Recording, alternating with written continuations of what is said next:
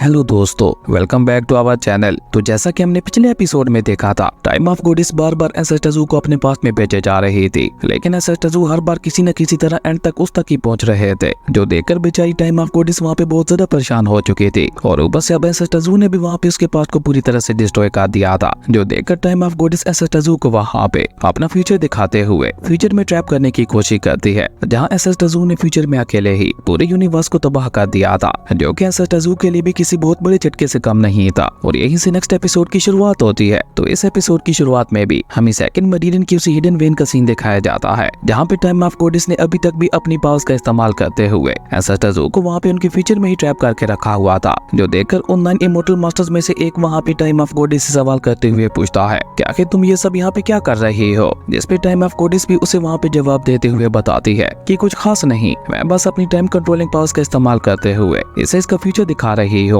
और इसलिए तो पिछले 1 लाख सालों से इसके मास्टर जूजियन ने मुझे यहाँ पे ट्रैप करके रखा हुआ था, ताकि सही समय आने पर मैं मास्टर जूजियन के डिसेबल को उसका आने वाला फ्यूचर दिखा सकूं, ताकि उनका डिसेबल वैसी गलती ना करे जो कभी उन्होंने खुद की थी। और इस काम के लिए मास्टर जूजियन ने मुझे इसलिए चुना था क्योंकि मेरी टाइम कंट्रोलिंग पावर से आज तक कोई भी नहीं बच पाया। ये तो क्या, मैं अपनी इन टाइम कंट्रोलिंग पावर्स का इस्तेमाल करते हुए इस पूरी दुनिया का भविष्य चेंज कर सकती हूँ, और एक ही झटके में इस पूरी की पूरी दुनिया को खत्म भी कर सकती हूँ। और जहाँ एक तरफ टाइम ऑफ गोडिस वहाँ पे अपनी ही पावर्स की तारीफें करती जा रही थी, तो वहीं दूसरी तरफ अब एसेस्टजू को वहाँ पे अपने सभी डिसेबल्स का पास्ट भी दिखने लगा था। सबसे पहले उन्हें लिंक्सुई दिखाई देती है, और ये वही समय था जब मोटर रियलम वाले टैलेंट सेट को सभी लोग डिस्ट्रॉय करना चाहते थे, और आज फाइनली कुछ लोग मिलकर वहाँ पे इस काम को सरंजाम देने के लिए भी आए हुए थे। इवन वो लोग ना सिर्फ टैलेंट सेट के ऊपर कब्जा करना चाहते थे, बल्कि उसी के साथ साथ वो लिंक्सुई को भी अपना बनाना चाहते थे। इसलिए लिंक्सुई आखिरी दम तक उनका मुकाबला करने का डिसाइड करती है, लेकिन इस सब का वहाँ पे उन लोगों के ऊपर कोई भी असर नहीं हो रहा था। उस सेट का यंग मास्टर वहाँ पे लिंक्सुई का मजाक उड़ाते हुए कहता है, बेवकूफ कहेंगे, तुम्हें क्या लगता है कि तुम अकेले यहाँ पे हम इतने सारे लोगों का मुकाबला कर लोगी? तुम्हारे लिए बेहतर यही रहेगा कि तुम मेरे यूशन सेट को ज्वाइन करते हुए मेरी वाइफ बन जाओ, तुम सारी जिंदगी ऐश करोगी। लेकिन जब लिंक्सुई वहाँ पे फिर भी इसके लिए नहीं मानती, तो वो यंग मास्टर ने अचानक वहाँ पे अपने लोगों को लिंक्सुई के ऊपर हमला करने के लिए आगे भेज दिया था, जो देखकर अब लिंक्सुई के पास भी वहाँ पे अपनी जान को दांव पे लगाने के अलावा और कोई भी रास्ता नहीं बचा था। इसलिए लिंक्सुई वहाँ पे अपने मटेरियल्स का सैक्रिफाइस करते हुए उन सभी के ऊपर एक बहुत ही ज्यादा खतरनाक अटैक कर देती है। और लिंक्सुई का ये अटैक इतना ज्यादा खतरनाक और पावरफुल था कि उसके इम्पैक्ट की वजह से यूशन सेट के सभी लोगों का खेल वहाँ पे खत्म हो चुका था। लेकिन इस सब के साथ साथ हम देखते हैं कि लिंक्सुई खुद भी वहाँ पे बहुत ही बुरी तरह से इंजर्ड हो चुकी थी, और ऊपर से अब उसकी पूरी मटेरियल्स भी वहाँ पे डिस्ट्रॉय हो चुकी थी, जिसके चलते अब तो उसकी हालत वहाँ पे और भी ज्यादा खराब दिखाई दे रही थी। और जब लिंक्सुई वहाँ पे अपना पूरा दम लगाते हुए खड़ी होती है, तो वो अपनी मटेरियल्स को डिस्ट्रॉय देखकर बहुत ही ज्यादा उदास हो जाती है, और वो वहाँ पे रोते हुए खुद से ही कहती है, तो इसका मतलब है कि अब मैं अपनी लाइफ में दोबारा कभी भी कल्टीवेट नहीं कर पाऊंगी। खैर, उसके बाद लिंक्सुई वहाँ पे किसी तरह से खुद को संभालती है,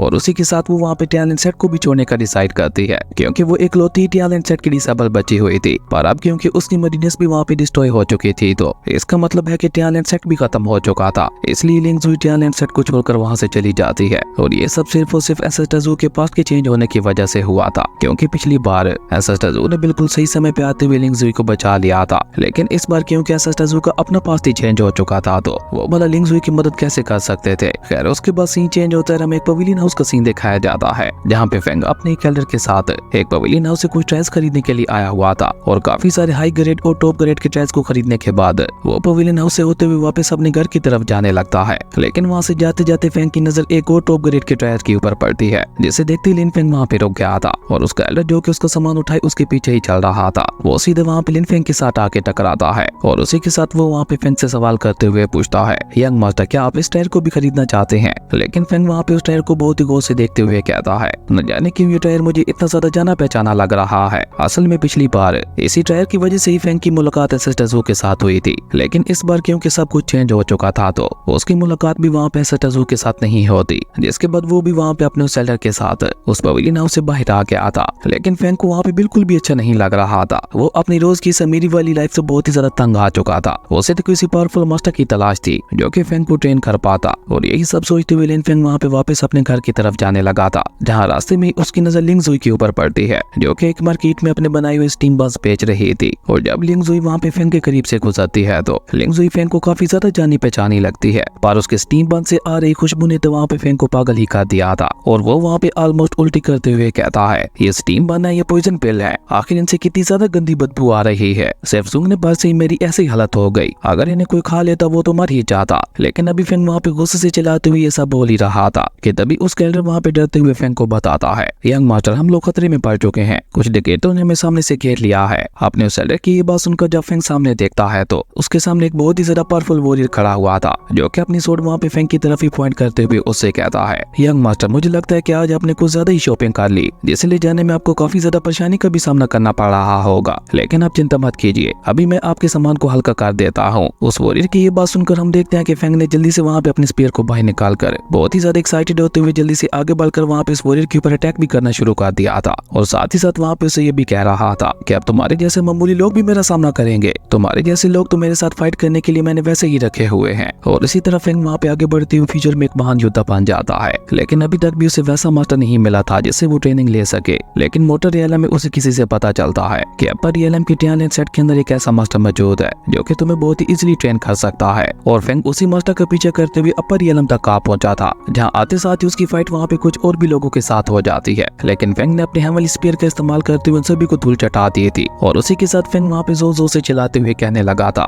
क्या टैलेंट सेट की किसी मास्टर के अंदर इतनी ज्यादा हिम्मत है कि वो यहाँ पे आकर मेरे साथ मुकाबला कर सके। लेकिन अभी फेंग वहाँ पे चिल्लाते हुए सब बोल ही रहा था कि तभी अचानक लियू जियान वहाँ पे टेलीपोर्ट होता हुआ उसके पीछे आ जाता है, जिसकी किस्मत भी वहाँ पे फेंग की तरह चेंज हो चुकी थी। और वो लियू जियान के पीछे आते हुए उससे कहता है, ओ तो तुम यहाँ पे टैलेंट सेट के मास्टर्स के साथ मिलना चाहते हो, लेकिन उनसे मिलने के लिए ये सब करना बेकार है। जिस पे फेंग उससे कहता है कि अगर ऐसी बात है तो फिर तुम उन्हें यहाँ पे मेरे लिए क्यों नहीं बुला लेते। फेंग की ये बात सुनकर लियू जियान भी वहाँ पे नीचे आते हुए उससे कहता है कि मैं लियू जियान हूँ और मैं भी टैलेंट सेट का ही एक एल्डर हूँ, और टैलेंट सेट के अंदर ऐसा कोई भी मास्टर नहीं है जिसे मैं ना जानता हूँ, और अगर तुम चाहो तो मैं उन्हें यहाँ पे तुम्हारे लिए बुला भी सकता हूँ, लेकिन उसके लिए तुम्हें मुझे कुछ फीस अदा करनी होगी, तभी मैं जाकर तुम्हारा उनके साथ इंट्रोडक्शन करवाऊंगा। अब लियू जियान की ये बात सुनकर हम देखते हैं कि फेंग ने भी वहाँ पे और ज्यादा देर ना करते हुए अपने सोने की सिक्कों से भरी हुई एक पोटली को बाहर निकाल कर उसे वहाँ पे लियू जियान की तरफ फेंक दिया था, जिसे देखकर लियू जियान वहाँ पे एक डबल स्माइल करते हुए फेंग से कहता है, कितने पैसों में? तो मैं तो टैलेंट सेट के टेंट मास्टर से ही मिलवा सकता हूँ। लियू जियान की ये बात सुनकर फेंग वहाँ पे जल्दी से उसकी तरफ एक और पोटली फेंक देता है,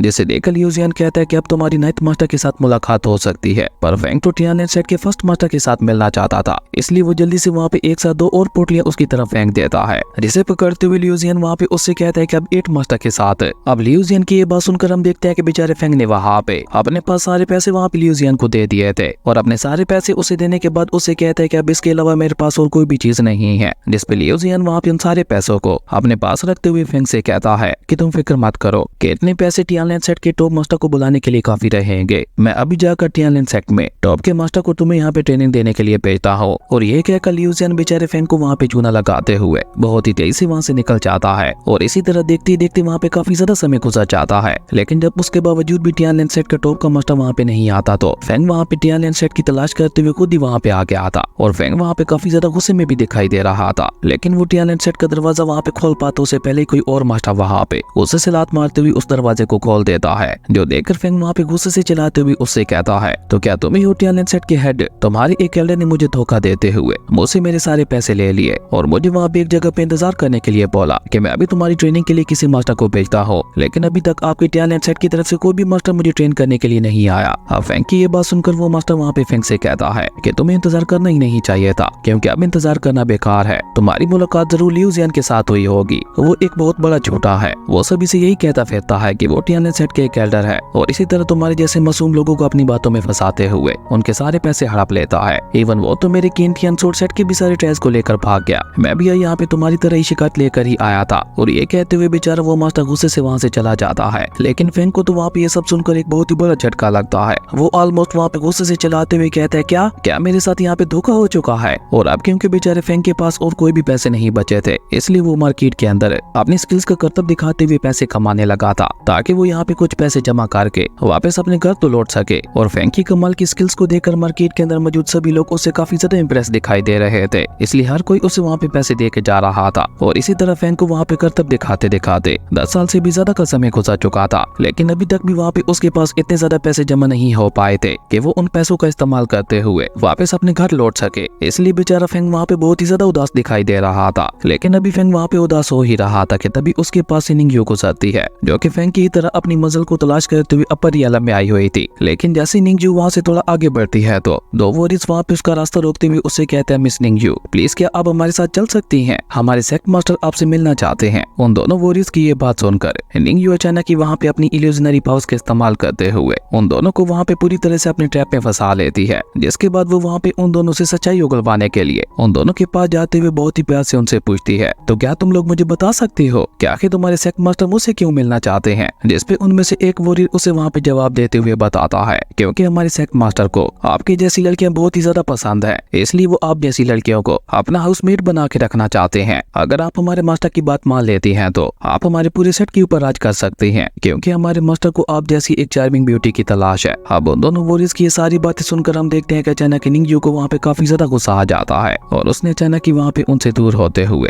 अपनी कुछ स्पिरिचुअल सोर्स का इस्तेमाल करते हुए उन दोनों की टांगों के ऊपर अटैक करके उन दोनों को वहाँ पे बहुत ही बुरी तरह से घायल कर दिया था, जिसके चलते बेचारे वो दोनों वॉरियर्स वहाँ पे अपनी जगह से उठ भी नहीं पा रहे थे। जो देखकर निंग यू वहाँ पे स्माइल करते हुए उन दोनों से कहती है कि मुझे उम्मीद है अब तुम लोगों को मेरा जवाब मिल क्या होगा। निंग यू की ये बात सुनकर वो दोनों ही वॉरियर्स वहाँ पे गुस्से से निंग यू को गालियां देने लगे थे, जबकि निंग यू वहाँ पे सीरियस होते हुए अपने मन में कहती है कि मैंने यहाँ पे एक बहुत बड़े सेट के साथ पंगा ले लिया है, इसलिए अब ये जगह मेरे लिए सेफ नहीं है। मुझे जल्द से जल्द यहाँ से निकलते हुए कोई और जगह ढूंढनी होगी। और ये कहकर निंग यू वहाँ पे जंप करते हुए सीधा एक बिल्डिंग के ऊपर आके खड़ी हो जाती है। जो देखकर वो दोनों ही वॉरियर्स वहाँ पे पीछे से ही चिल्लाते हुए उससे कहते हैं कि तुम्हें क्या लगता है तुम इतनी आसानी से यहाँ से भाग जाओगी? ये पूरी सिटी हमारे सेक्ट मास्टर के कंट्रोल में है और ऊपर से पूरे अपर एरिया में भी उनकी काफी ज्यादा चलती है, इसलिए तुम अपर एरिया में कहीं भी चली जाओ तुम हमारे सेक्ट मास्टर से नहीं बच पाओगी। अब तो तुम्हारा मरना तय है और ऊपर से तुम अकेली हो। तुम अकेली कब तक हमारे सेक्ट मास्टर से बचती फिरोगी? वो कभी न कभी तुम्हें यहाँ पे ढूंढ ही लेंगे और उसके बाद वो तुम्हें अपने गुलाम बनाते हुए बहुत ही ज्यादा भयानक मौत देंगे। तुम अभी तक हमारे सेक्ट मास्टर को अच्छी तरह से जानती नहीं हो, क्योंकि अगर तुम उनके बारे में अच्छी तरह से जानती होती तो तुम ऐसी गुस्ताखी करने की गलती कभी भी ना करती। पर अगर तुम चाहो तो हम लोग तुम्हें यहाँ पे एक और भी चांस दे सकते हैं। अगर अभी भी तुम चुपचाप हमारे साथ आ जाती हो तो हमारे सेक्ट मास्टर तुम्हें माफ कर देंगे। अब बार बार सेक्ट मास्टर का नाम सुनकर बेचारी निंग यू को भी वहाँ पे कुछ याद आने लगा था कि जैसे कभी उसका भी कोई सेक्ट मास्टर हुआ करता था जो कि आने वाली हर मुसीबत से उसको बचाया करता था। और ये याद करते ही बेचारी निंग यू वहाँ पे काफी ज्यादा उदास हो जाती है और इसी तरह वो वहाँ पे अपने सेक्ट मास्टर को याद करते हुए अचानक ही वहाँ से गायब भी हो चुकी थी। जबकि वहीं दूसरी तरफ हमें डीमन रियलम का सीन दिखाया जाता है, जहाँ डीमन क्वीन ने एसेस्टर्स की मदद के बगैर ही अपने दुश्मनों को खत्म करते हुए डीमन रियलम का ताज पहनते हुए वहाँ पे डीमन क्वीन बन चुकी थी। लेकिन अब वो पहले वाली डीमन क्वीन नहीं थी जिसके अंदर एक अच्छा दिल था, बल्कि ये वाकई एक डीमन थी जो कि सिर्फ और सिर्फ लोगों को खत्म करना चाहती थी। इसलिए डीमन रियलम के सभी लोग डर के मारे वहाँ पे उसके सामने झुकते हुए उसे कांग्रेट्स कहने लगे थे। जबकि डीमन क्वीन वहाँ पे उन सभी को धमकी देते हुए कहती है कि आज के बाद से जिसने भी मेरे खिलाफ जाने की कोशिश की मैं खुद उसे अपने हाथों से बहुत ही बुरी मौत दूंगी। और ये कहकर डीमन क्वीन वहाँ पे अपनी पावर्स का गलत इस्तेमाल करते हुए अपने लोगों को आदेश देती है कि जल्द से जल्द हमारे डीमन रियलम के बॉर्डर को पार करते हुए मेनलैंड में इंटर कर जाओ और डीमन रियलम के ऊपर पूरे मेनलैंड के ऊपर भी कब्जा कर लो। जिसपे वो सभी लोग भी डीमन क्वीन की बात मानते हुए वहाँ पे अपनी डीमन क्वीन की जय जयकार करने लगे थे, क्योंकि डीमंस तो न जाने पिछले कितने हजारों सालों से इस बात का इंतजार कर रहे थे कि कब उन्हें मेनलैंड के ऊपर अटैक करने का मौका मिलता है। और आज डीमन क्वीन के चलते उन्हें ये मौका भी मिल गया था। इसी तरह बर्निंग क्रो भी वहाँ पे गलत रास्ते पे चल चुका था। उसने भी वहाँ पे हाउसियन के टेम्पल के ऊपर अटैक करते हुए उसे वहाँ पे तबाह करना शुरू कर दिया था, क्योंकि वो टेम्पल ही डीमंस के रास्ते का सबसे बड़ा कांटा बना हुआ था। इसलिए बर्निंग क्रो सबसे पहले उसे ही तबाह करना चाहता था और वो लगभग किसी हद तक इसमें कामयाब भी हो चुका था, क्योंकि आज उस टेम्पल में चारों तरफ वहाँ पे तबाही मची हुई थी। सभी लोग अपनी जान बचाते हुए वहाँ से भागने की कोशिश कर रहे थे और हाउसियन जो कि अभी तक वहाँ पे अपनी ट्रू फॉर्म में ही था, वो वहाँ पे बैठा हुआ अभी तक भी कल्टीवेट कर रहा था, क्योंकि पिछली बार तो एसेस्टर्स ने वहाँ पे अपनी डिवाइन स्पिरिचुअल पावर्स का इस्तेमाल करते हुए उसकी पावर्स को स्टेबलाइज करते हुए उसे वहाँ पे एक मोंक का रूप दे दिया था। पर इस बार बेचारे हाउसियन की मदद करने वाला भी कोई नहीं था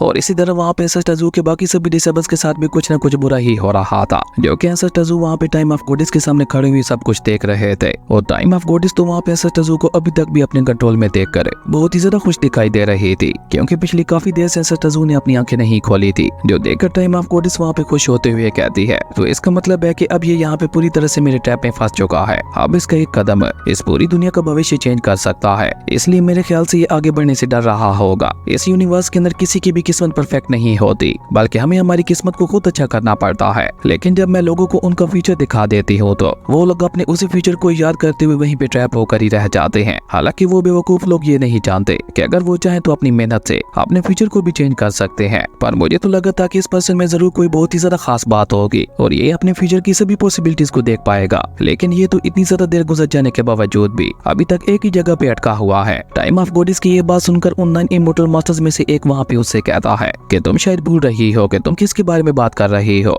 जू यंग कोई आम इंसान नहीं है, बल्कि वो ब्रदर जू जियान का सबसे ज्यादा खास डिसेबल है जो कि आगे चलकर उनसे भी ज्यादा पावरफुल बनने वाला है। तो फिर बोला तुम ऐसे महान पर्सन के बारे में ऐसा कुछ कैसे कह सकती हो। उसे मोटल मास्टर की ये बात सुनकर वो टाइम ऑफ गॉडेस वहाँ पे उससे कहती है कि इस बात को मैं भी मानती हूँ और अभी थोड़ी देर पहले तक तो ये मुझे भी काफी ज्यादा हैरान कर रहा था क्योंकि मैंने इसे इसके लाखों पास देखा है, लेकिन ये हर बार किसी न किसी तरह से मुझ तक पहुंचे ही जा रहा था। लेकिन इसी तरह अब मैं यहाँ पे इसे इसके फीचर भी दिखाने वाली हूँ, पर मुझे नहीं लगता कि इसमें इतना ज्यादा दम है कि ये अपने अलग अलग फीचर्स को देख सके, क्योंकि ये बेचारा तो अभी तक अपने एक ही फीचर में अटका हुआ है। अब बेचारी वो कहाँ जानती थी कि एसेस्टजू भी वहाँ पे अपनी टाइम कंट्रोलिंग पावर्स का इस्तेमाल करते हुए हर एक पॉसिबिलिटी को कैलकुलेट करते हुए वहीं पे रुके हुए थे। असल में एसेस्टजू वहाँ पे सिर्फ अपने बारे में ही नहीं सोच रहे थे, बल्कि वो अपने डिसेबल्स और अपने प्यारों के बारे में भी सोच रहे थे जिनके होने से एसेस्टजू को फर्क पड़ता था। जबकि वो टाइम ऑफ गॉडेस वहाँ पे खुश होते हुए उन 9 इमोर्टल मास्टर से कहती है कि अब जू जियान का ये डिसेबल हमेशा हमेशा के लिए अपने फ्यूचर में ही कहीं खो जाने वाला है। मुझे लगता है मास्टर जू जियान ने अपने इस डिसेबल जू यांग के ऊपर कुछ ज्यादा ही भरोसा दिखा दिया था, लेकिन अफसोस